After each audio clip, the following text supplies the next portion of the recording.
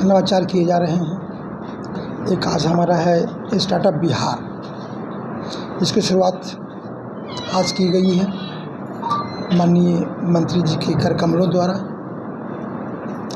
आज बनेगा कल का बिहार। इसका पर्पस है क्या कि हमारे जो टेक्निकल इंस्टीट्यूट के बच्चे हैं या और कोई बुद्धिजीवी वर्ग के लोग हैं, वो अपना आइडियाज़ डेवलप करें और इस पोर्टल पर अपलोड करें। वो आइडिया किसी तरह का भी हो सकता है, कोई नई चीज़ हो सकती है। तो इसके लिए एक पोर्टल लॉन्च किया गया है आज ही। जितने अधिक से अधिक बच्चे या हमारे टेक्निकल पर्सन्स या बुद्धिजीवी वर्ग नया आइडियाज़ देंगे, उसमें से हम लोग सरकार के द्वारा, विभाग के द्वारा सेलेक्ट किया जाएगा और उसमें 1000 लोगों को सिलेक्शन के बाद उनको प्राइज़ भी दिया जाएगा।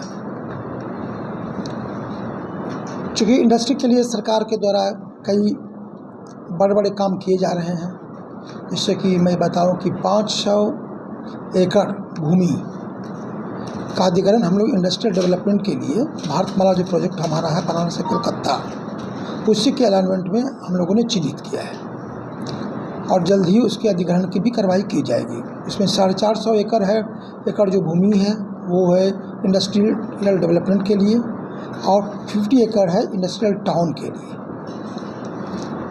इसके बाद और भी प्रस्ताव आने की संभावना है।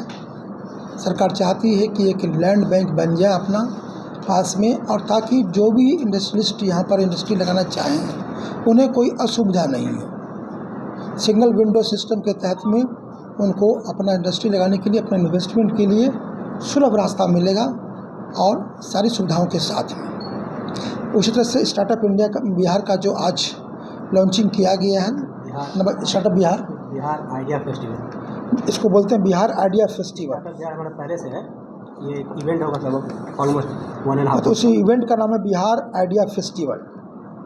ये आज लॉन्च किया गया है। इसमें है कि 14 जुलाई से 22 जुलाई तक इसमें online interaction between colleges and youth के साथ में किया जाएगा। एक प्री इवेंट होगा, जस्ट लाइक एक अवेयरनेस के लिए हम लोग IITI में जा कर के, पॉलिटेक्निक में जा कर के, इंजीनियरिंग कॉलेज में जा कर के बच्चों को बताएंगे इसके बारे में और उनको कहेंगे कि आप आइडिया डेवलप करके इस पोर्टल पर अपना अपलोड करो। तो बच्चों को उनकी मोटिवेशन भी होगा और उनमें कुछ नई चीज़ों करने की एक जागृति भी आएगी। नेक्स्ट मैं जानकारी में, चूँकि हमारा ये जो ज़िला है ये कृषि प्रधान ज़िला है, 60% हमारा सिंचित इलाका है और धान की खेती भी यहाँ पर बहुत अच्छी होती है। तो जून में तो वर्षा बहुत अच्छी हुई थी हमारे यहाँ। 136.1 हमारा जो सामान्य वर्षापात है उसके विरुद्ध में 189.07 मिलीमीटर वर्षा हुई थी। जुलाई में वर्षा थोड़ी कम हुई है। जुलाई महीने में जनवरी 323.4 में वर्षा होती है, उसके विरुद्ध में अभी तक जो वर्षा हुई वो मात्र 56.02 mm है। मतलब वर्षा थोड़ी कम हुई है, लेकिन ये डेटा 14 आज तक का डेटा है ये। तो समान वर्षापात से मैं कहूँ तो कि 61.52% हम लोग कामयाबी हैं। तो इसी तरह से हमारी धान की भी रोपनी स्टार्ट तो हो चुकी है, लेकिन रोपनी हमारा मात्र अभी 8% ही हो पाया है। कहीं कहीं भी मैं समाचार पत्रों में मैं पढ़ता हूँ तो देखता हूँ कि लोग बता रहे हैं कि उर्वरक की कमी है, DAP की कमी है। इफ़को का जो DAP उपलब्ध होता है वो उसमें थोड़ी दिक्कत है, लेकिन बाकी जो हमारी एजेंसियाँ हैं उसकी DAP हमारे पास पर्याप्त मात्रा में सभी जगह उपलब्ध है। उसका कॉस्ट थोड़ा सा ज़्यादा होता है, 30-40 रुपीज़ इफ़को की अपेक्षा, इसीलिए लोगों का झुकाव इफ़को के प्रति ज़्यादा होता है। अंतर इतना ही है, लेकिन ये प्रचुर मात्रा में उपलब्ध है। हमारा जो लक्ष्य है खरीफ के लिए, यूरिया हमारे पास 35,500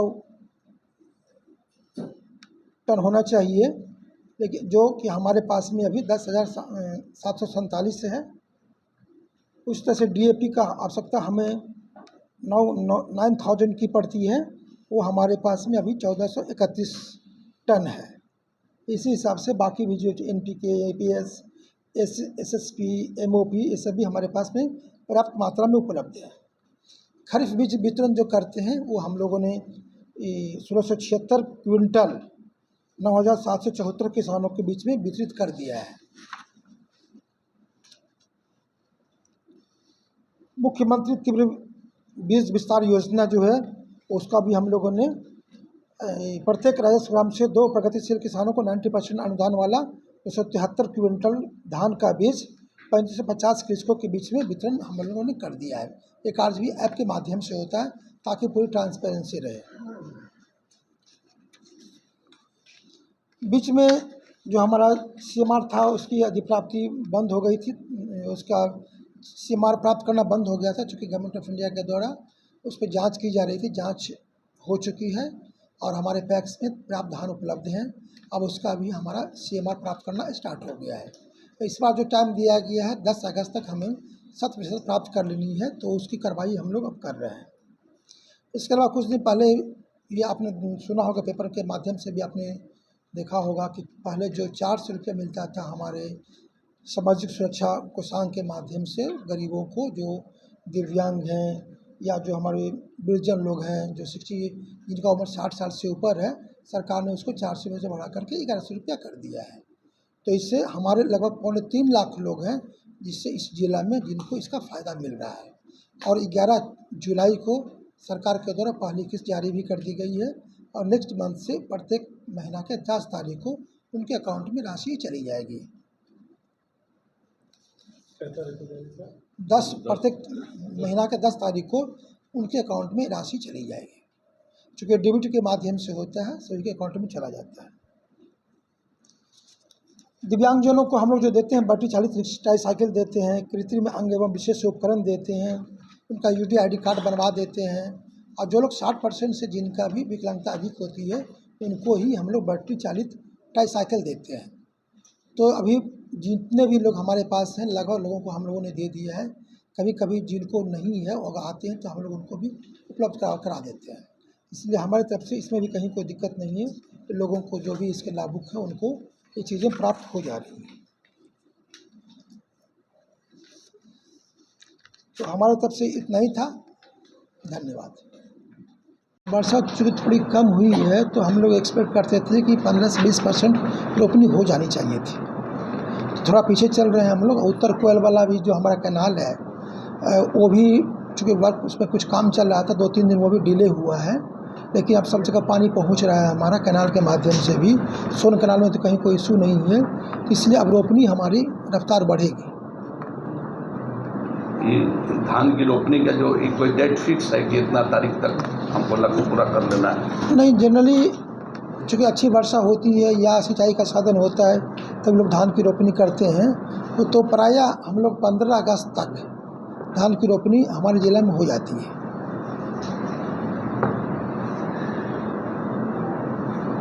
और कुछ बताएंगे CM के बारे में?